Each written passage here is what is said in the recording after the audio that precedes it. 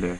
What's up, people? It's your boy Jerry.price and your boy Vila Venture was good. And this is another episode of On the Real. Thank you guys for watching. If you guys do enjoy this video, please leave a like and a comment. Tell us what you guys think about this whole entire conversation. But without further notice, today's topic is about Rayshard Brooks and whether or not that cop was actually justified in what he did. Me personally, I don't think he's justified in killing him, but I do understand why the officer pulled his gun on him. Now, do you know he was threatened? The cop who shot him wasn't the one who was threatened.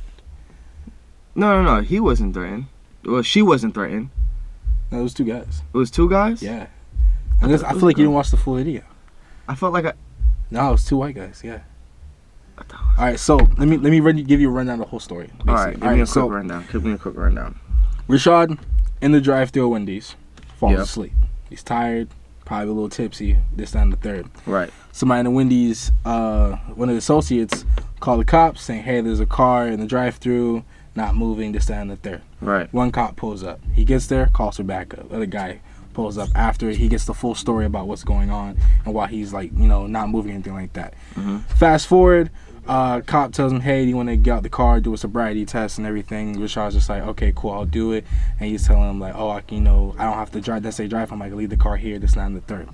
All right, one thing leads to another. He was all right. So you know how a DUI works and everything, right? Yeah. All right, so they didn't necessarily catch him driving, but a DUI states that if you're behind the wheel or near the car, yeah. That's a DUI. That's it. Yeah, it doesn't matter if you're moving or not. So they arrest him for a DUI, and they're going to arrest him. Everything is going smooth, right? And at one point, he, I guess, decides to make a run for it. Why? I don't know.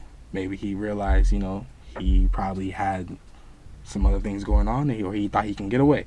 All right. All right. Cool. They go out, they pull up their tasers. I'm like, okay, cool. Then they're automatically going to shoot this guy. Thank you. We're learning. All right. Fight keeps going on, and all of a sudden, the guy gets a hold of their taser. He's making a run for it. I was like, all right, cool. Still, lethal force, not really needed. Now, here's the kicker. He literally turned back and shot at the other officer that had his taser. Because the other officer that was the first one that was running after him already had his taser pulled, tased him instead of shooting him. Right. Thank you. We're learning. So, as soon as he does that, the other Rayshard leans back and pulls the gun on him. And at that point in time, that's when cops, training kicks in. Because at that point in time, now he is a threat to your partner. Right. All right, cool. He has my taser. I don't have another way to subdue him other than running up and catching up to him, which I don't think he's going to do that. So he pulls out his firearm, 3 shots, Rayshard's down. Now, do I feel like lethal force was necessary in that point? Yes and no. But I feel like that cop's instincts of his partner being in danger immediately kicked in, and that's why he pulled his firearm on him. Yeah. That makes sense. Now, a lot of people are trying to make the comparison towards George Floyd situations and Rayshard situations. It's not comparable. That's not comparable at all. It's crazy. I'm going down my timeline. People are just like, oh, and basically all the protesters for this and that and the third. I'm just like, no, it's not. Because one thing was justified, the other thing wasn't. Right. So it's just like, at this point in time, I'm just like, yo, those separate things, but yet people are trying to connect them in a way. But why in the hell would you even try to make that even comparable? One was not even a threat. One was trying to make a run for it. So all right, now you broke the rule of the procedure of you being arrested. You had that coming, but it had to go that south. You feel me? True. Where it comes to George Floyd, he literally didn't do anything that was warrant what happened to him at all. And got the consequence of something that didn't even deserve to be a consequence to his actions. Exactly. You feel me? I feel you. So why in the world would you even try to compare that? Exactly. I don't understand that. It's two entirely different situations. Now, what are your thoughts on the cop being fired for it immediately? Well, anything that has to do with a cop and a black man nowadays days is very sensitive. Very sensitive. So I wouldn't say that is not fair, and it is fair.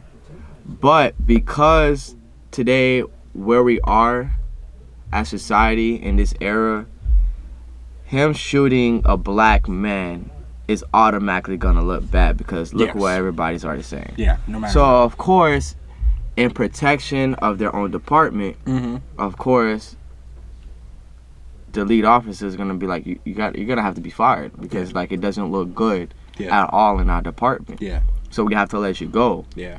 So in his head, it's like, bro, he was in danger to my partner. Why am I getting fired? Yeah. Because to be honest with you, like, I don't know if you've been tasered before. I have.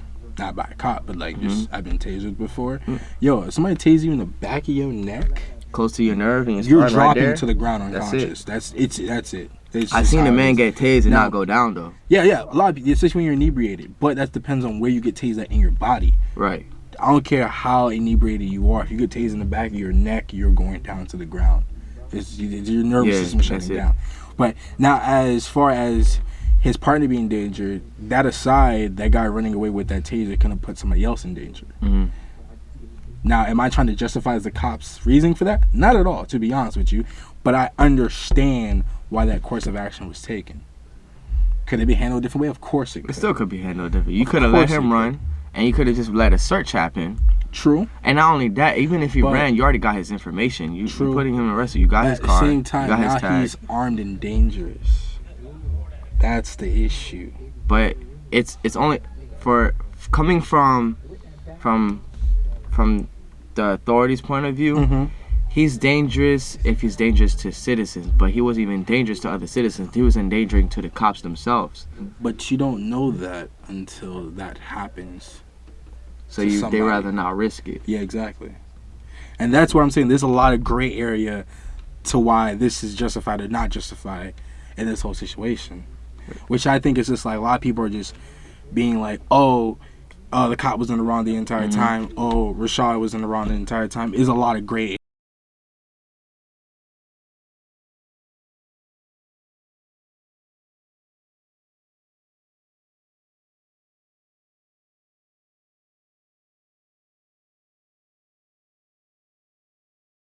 area.